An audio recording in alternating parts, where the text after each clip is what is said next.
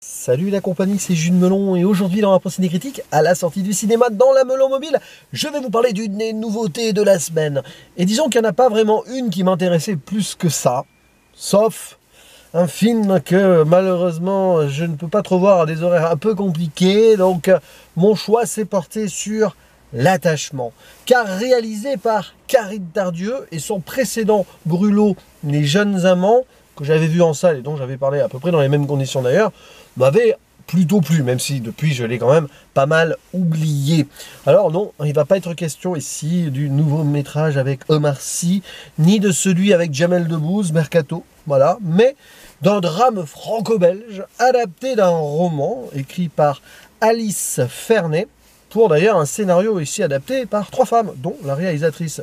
Film féminin avec une actrice féminine forcément en rôle principal. Alors je dis cela parce que c'est Valeria Bruni Tedeschi, on sait qu'elle a quand même son franc-parler, et elle joue un protagoniste qui est féministe, qui a une librairie, et qui s'avère être la voisine d'en face, Sandra, d'un couple interprété par, alors pour le père, Pio Marmaille, la mère, je cite son nom quand même, mais on la voit très peu, et pour cause, Catherine Mouchet, qui s'apprête à avoir un deuxième enfant. Enfin, il y a déjà un gamin qui doit avoir 6 ans, Elliot, et la maman est enceinte, donc au moment de l'accouchement, on va confier le petit à la voisine d'en face, parce que d'autres personnes autour ne répondent pas.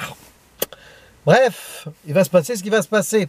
Citons aussi la présence de Raphaël Quenard qui est là. Alors c'est marrant, on a quelques répliques Quenard, Pio Marmaille qui vont rappeler Yannick, mais on n'est pas du tout dans du Quentin Dupieux. Viva la Ponce qui apparaît, alors plus dans la deuxième partie du film, même si elle est là assez tôt, qui apporte son côté un peu fantasque, son énergie, mais aussi son émotion, et des présences sporadiques de Florence Muller ou encore Marie-Christine Marot. Voilà. Donc que se passe-t-il ? C'est pas un spoil, hein, c'est le début du film. La maman, en accouchant à l'hôpital, eh bien, elle meurt en mettant au monde une petite fille, tout simplement. Donc, vous imaginez que le père, interprété par Pio Marmaille, revient complètement dévasté. Et il va se nouer une forme de lien, d'attachement entre Sandra, la voisine, qui est quand même une femme indépendante et féministe, et ce monsieur qui va avoir du mal à faire son deuil. Mais c'est surtout entre Sandra et le petit Elliot qui va se passer quelque chose. Elle qui a voulu vivre sa vie comme elle l'entend, elle n'a jamais été maman.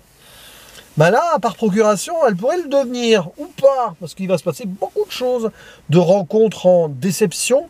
Par exemple, Alex Pio Marmaille, le père en deuil, va à un moment se mettre en couple avec une autre femme jouée par Vimela Ponce. Et rajouter à cela le père biologique d'Elliot, parce que c'est une famille recomposée, là, qui revient un peu dans le circuit, joué par Raphaël Quenard, même si en soi, il ne sert pas à grand-chose, hein, ce personnage. Ouais.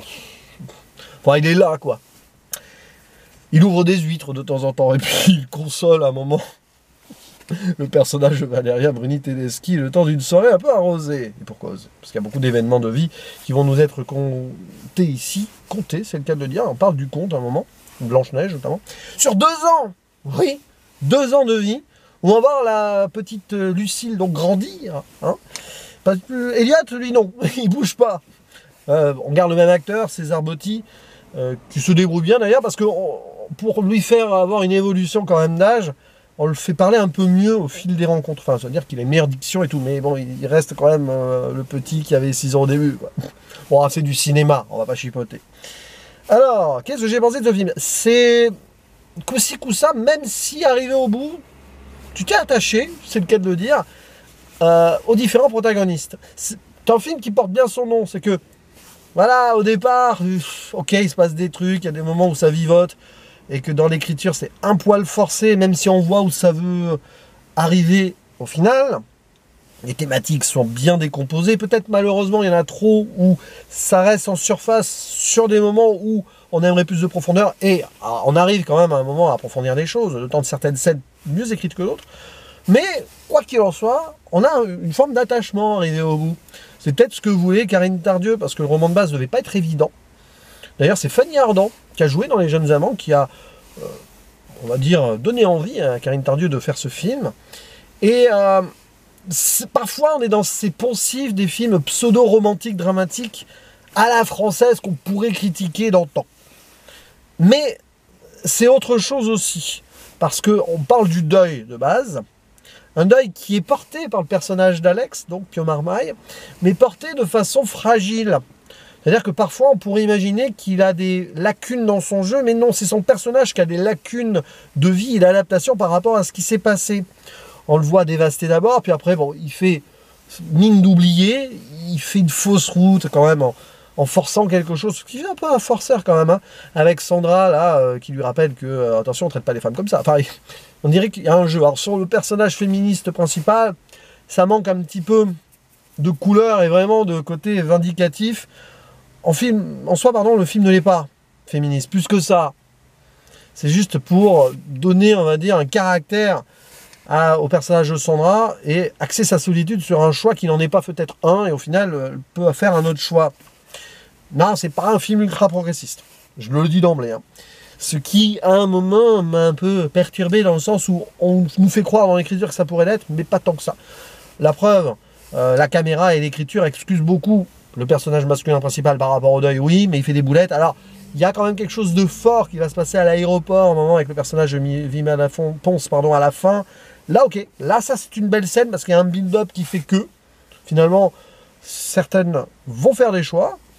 Le personnage de Sandra, qui, elle, avait fait tout un choix de vie au préalable, ici, va être porté par autre chose. Mais quelque part, elle fait aussi un choix qui est peut-être dicté par cet attachement. C'est peut-être ça, d'ailleurs, le message du film, c'est que quoi qu'il arrive dans nos vies, la vie et la mort, hein, l'amour ou l'attachement, le bonheur ou se forcer à le vivre, c'est que il y a des choses qu'on ne contrôle pas. Et on a beau, à un moment, tenter d'être droit dans ses bottes, il y a des fragilités qu'on ne peut pas vraiment gérer comme ça, du moins d'emblée. Et il y a des relations qui se fondent. Qu'est-ce qu'on en fait? C'est ça la question que le film pose. Il faut peut-être mettre ses idéaux de côté des fois si on veut quand même vivre et profiter des choses qu'on aime. Et finalement, Sandra, elle va s'attacher surtout à Elliot, l'enfant, donc le fils qui était déjà là, un peu à la fille aussi, au voisin Alex, pas vraiment plus que ça, mais en fait, au final, c'est pas que la voisine d'en face.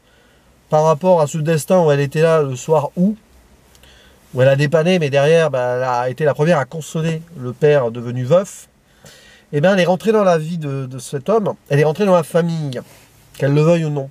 Donc derrière, hein, même si on la voit, bon, bah, elle a l'air d'être heureuse seule, mais sa solitude, elle la ressent quand même dans cet appartement, avec ses livres, avec son amant du jeudi.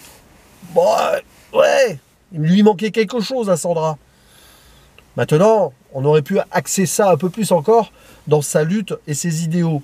Il y a des moments où tu sens que c'est presque pas tourné en dérision, je vais pas exagérer, mais un peu maladroit.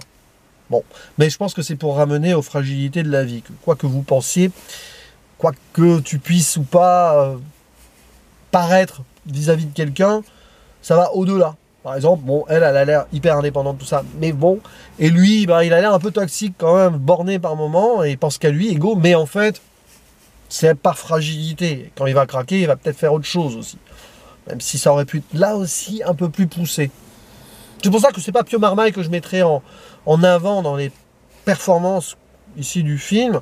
Valeria Bruni Tedeschi, oui, mais Vima Laponce, comme d'habitude, elle est impeccable, parce qu'elle va apporter ce personnage un peu libre, pleine de vie pour le coup, et à un moment, bah, elle va prendre le dessus sur l'écriture, et vers la fin, on la voit observer, on la voit comprendre qu'il y a des choses qu'elle doit prendre en main.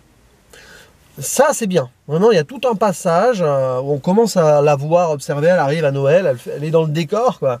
Puis à l'aéroport, je dis pas plus sur cette scène, là, il se passe quelque chose, il y a un truc. Bon, Raphaël Quenard, il fait du quenard sans faire du quenard. Un peu moins, mais il y a des moments de réplique où on sait qu'on joue sur le gars quand même, hein.